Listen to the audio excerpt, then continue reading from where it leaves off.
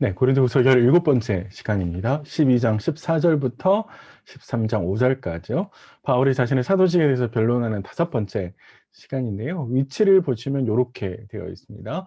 저희가 지난 시간까지 거짓 사도들이 제기했던 문제들에 대해서 바울이 때로는 소극적으로, 때로는 적극적으로 변론했던 것을 생각해 봤고요.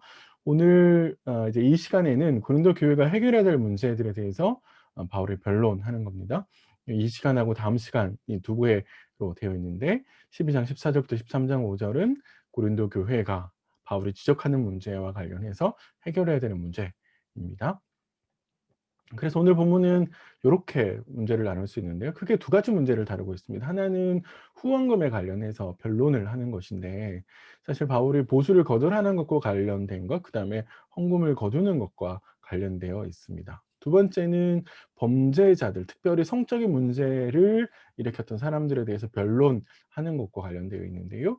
바울의 바람과 경고를 함께 주고 있습니다. 본문을 좀 하나씩 살펴볼까요?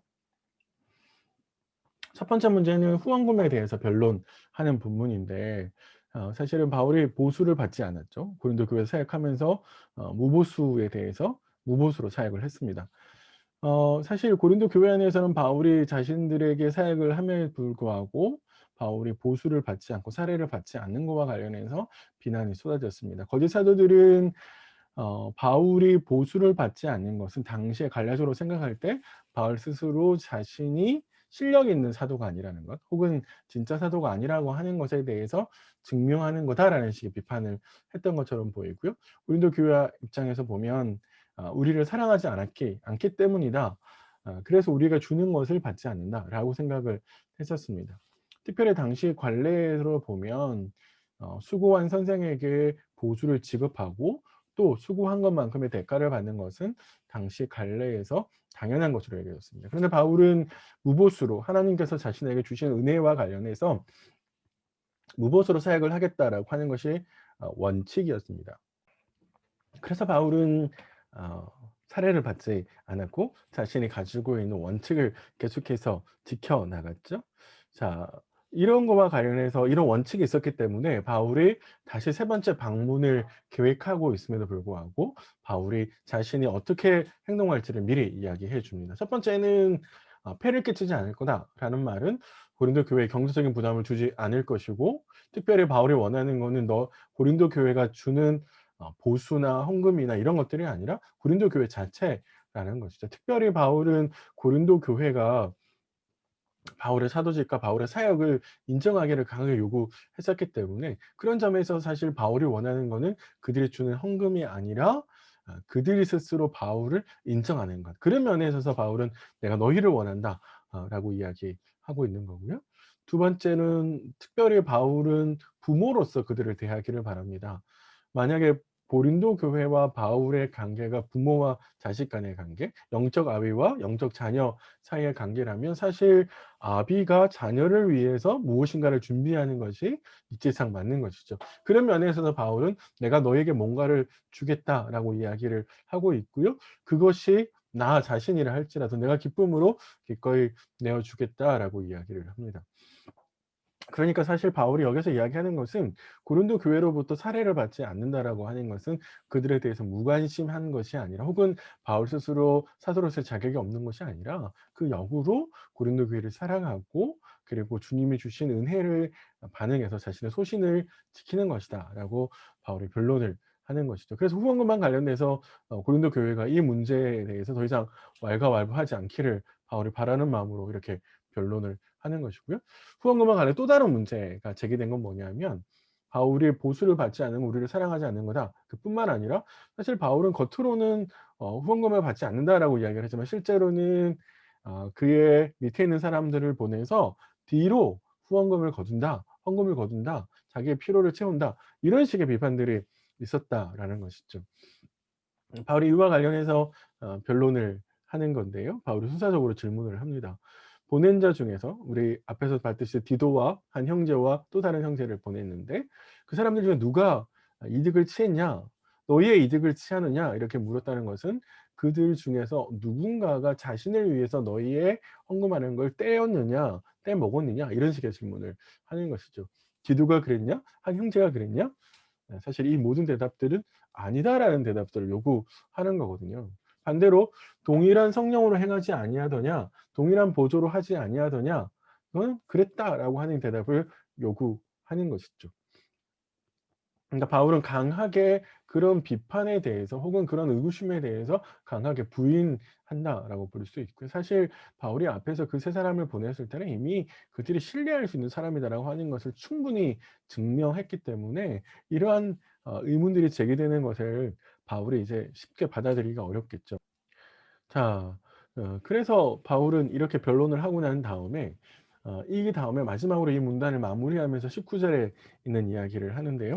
우리 개역 개정의 19절 번역을 보시면 "너희는 이때까지 우리가 자기 변명을 하는 줄로 생각하는구나."라고 인제 번역을 했는데 이게 사실 의문문으로 번역할 수 있습니다. 그러면 어떻게 되냐면 "너희는 이때까지 우리가 자기 변명만 하는 줄로 생각하냐?" 이렇게 번역을 할 수 있습니다. 저는 사실 이 번역이 더 맞을 거라고 생각을 하는데요. 그래서 사실 우리가 "너희에게 이런 것들로 인해서 자꾸 변명만 늘어놓는 그런 사람들이 아니다."라고 하는 걸 이야기하면서 바울이 "하나님 앞에서 내가 이걸 이야기한다." 이렇게 이야기를 합니다. 하나님 앞에서 이야기한다는 말은 하나님 모든 것을 아시니까 사실 '내가 말하는 것이 진실을 이야기한다.'라는 의미가 되는 것이고요. 더 나아가서 이게 우리를 위해서 변명하는 것이 아니라 사실 '너희를 위해서 너희에게 덕을 세우기 위해서 그렇게 하는 거다.'라는 식으로 이야기를 하는 거죠. 자, 이 말은 바울이 "그러한 비판이 옳지 않다."라고 이야기하는 것이고요. 우리의 모든 행동과 말에 있어서는 우리 자신을 위한 것이 아니라 고린도 교회를 위해서 우리가 했다. 라고 이야기를 하는 것이죠. 자, 그래서 이렇게 함으로써 후원금에 대해서 이제 바울이 변론을 하고요. 이건 역으로 고린도 교회가 이 문제와 관련해서 깨끗하게 인정하고 받아들이고 바울을 신뢰해야 된다라고 하는 것을 말해 주는 것이고, 문단의 크게 두 번째 문단으로 가시면 범죄자들을 징계하는 것에 대해서 바울이 변론을 합니다. 이거는 뭔가 뭐하고 관련되어 있냐면 바울이 2차 방문을 했었죠. 고린도전서가 별로 효과를 거두지 못했을 때 바울은 직접 고린도 교회에 방문을 했는데, 사실 2차 방문 때 공개적으로 바울의 가르침을 부인했던 사람들이 있었고, 그래서 바울의 2차 방문이 그렇게 성공을 거두지를 못하 결과가 맞아들이게 되죠. 이거와 관련해서 바울이 걱정하는 건 뭐냐면 바울은 지난 방문의 일이 재발되지 않기를 바라는 마음을 20 절과 21 절에 씁니다. 이게 무슨 말이냐면 바울이 이렇게 쓰죠. "원하지 않는 모습을 보게 될까 염려스럽다." 이건 뭐예요? 지난번처럼 바울 자신의 공고를 받아들이지 않고 계속해서 저항하거나 범죄하는 모습, 다툼, 시기, 분냄 등이 있을까 염려스럽다는 거는 이 문제로 서로 안에 대적하는 모습들, 고린도 교회가 분열로 나아가는 모습들이 생길까 염려스럽다라는 것이고, 하나님이 나를 낮추실까라는 것은 지난번처럼 매우 굴욕적인 모욕당하는 그러한 일이 생길까 염려스럽다는 거고요. 더러움과 음란함과 호색함을 회개치 않을까, 여기 나오는 단어들은 모두 다 성적인 것과 관련되어 있는데 사실 바울이 이렇게 하지 말라라고 계속 범죄코 돌이키라라고 계속해서 권면했는데, 바울의 그런 권면들을 권고들을 따르지 않게 될 것을 바울이 염려하고 있다는 거죠. 바울이 이러한 염려를 계속해서 피력하는 것은 거꾸로 고린도 교회의 일부 사람들이 이와 관련해서 회개하고 돌이켜야 된다라고 하는 것을 강하게 요구하는 것이다라고 저희들이 생각할 수 있고요.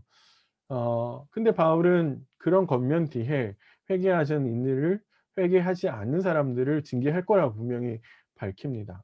바울이 이렇게 이야기해요. "두세 사람의 입으로 내가 확증하겠다."라는 말은 사실 율법은 어떤 사람들의 죄를 지을 때 혹은 증거를 잡을 때 반드시 한 사람이 아니라 두 사람 이상의 증인을 요구하게 되어 있습니다.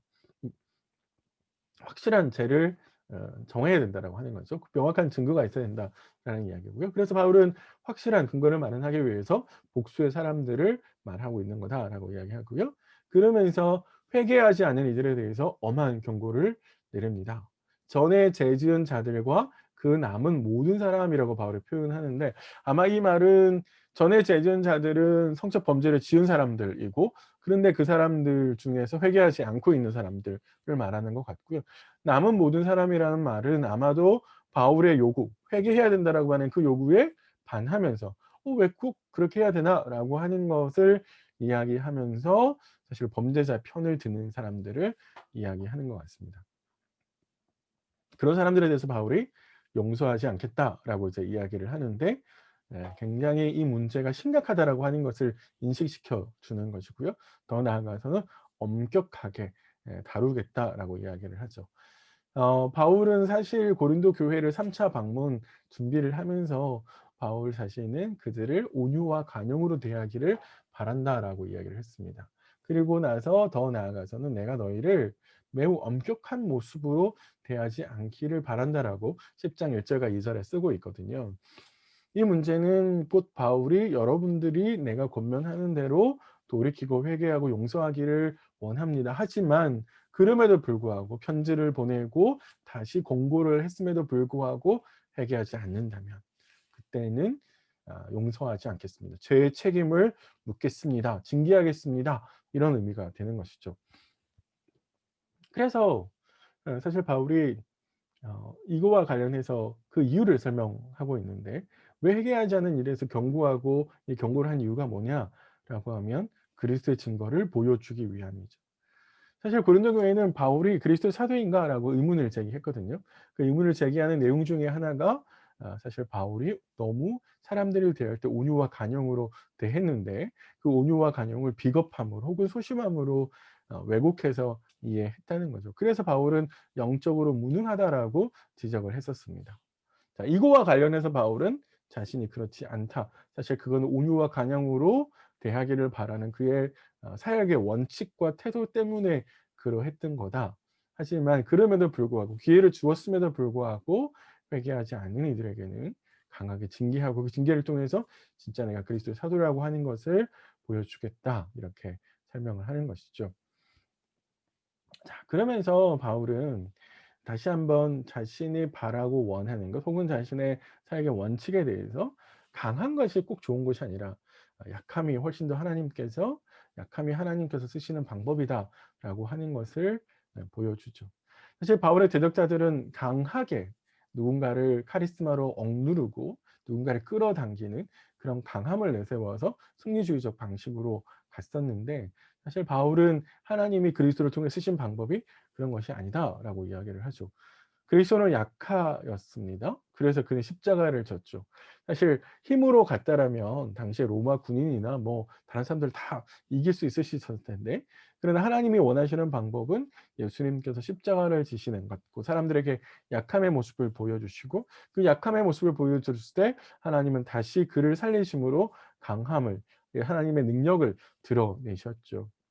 똑같은 원리로 바울은 자신의 연약함을 통해서 고난받고 핍박받는 걸 통해서 하나님께서 능력을 드러내시는 거죠. 바울의 약함을 들어서 사용하신다. 그게 우리가 앞에서 본 육체의 가시, 그다음에 바울이 내세운 고난의 목록들이 다 그런 약함의 모습이었죠. 자, 문단을 좀 정리해 보면 바울이 크게 두 가지 문제를 다루고 있다라고 하는 것을 확인할 수 있습니다. 하나는 후원금과 관련해서 고린도 교회가 왜곡한 문제들 를 바로잡는 거고요. 변론해서 바로잡는 거고, 두 번째는 바울이 권면했음에도 불구하고 여전히 회개하지 않는 성적 범죄를 저지르는 사람들에게 바울이 최종적으로 권면하는 것을 볼 수 있습니다.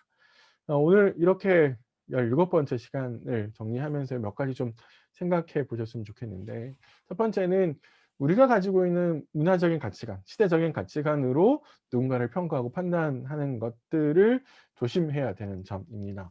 고린도 교회는 당시의 가치관, "선생은 사례를 받아야 돼. 그리고 사례를 받는 선생이 훌륭한 선생이야."라고 하는 시대적인 가치를 가지고 바울을 평가했거든요. 우리 안에도 이런 판단들이 있을 수 있습니다. 성경의 가치관이 아니라 우리 시대의 가치관으로 누군가를 판단하고 재단하는 일들이 없는가, 그런 것에 대해서 한번 생각해 보시면 좋을 것 같고요.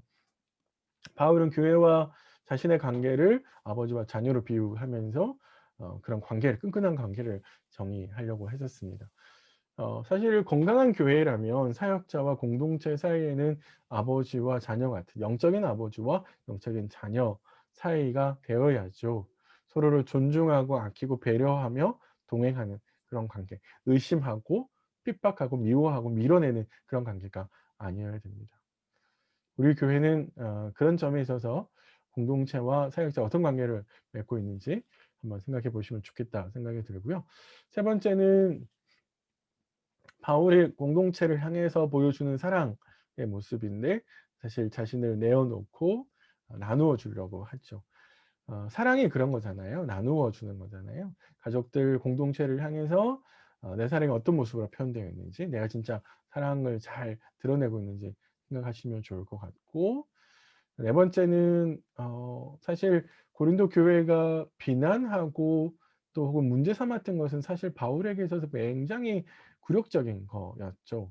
바울에 있어서는 굉장히 정직하게 사역을 했었는데, 그런데 바울은 고린도 교회의 덕을 세우기 위해서, 그들을 위해서 차근차근 하나씩 하나씩 설명하고 있습니다.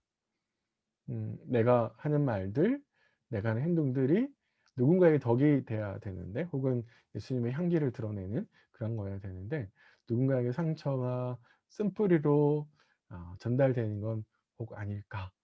그런 점에서 한번 생각해 보시면 좋겠다 생각이 들고요. 마지막으로 바울의 경고에도 불구하고 계속해서 고치지 않는 고린도 교회 일부 성도들에게 엄한 경고를 바울이 내리고 있는데, 내 안에도 엄한 경고를 계속 받고 있음에도 불구하고 여러 가지 모습으로 하나님께서 경고함에도 불구하고 반복하고 있는 죄, 아직 끊어내지 못하는 죄, 절연히 잘라내지 못하는 죄, 그런 건 없을까 한번 생각해 보셨으면 좋겠습니다. 예, 17번째 시간 들으신다고 수고하셨고요. 다음에는 18번째 시간 고린도후서 마지막 시간입니다. 같이 그때 또 뵙겠습니다. 수고하셨습니다.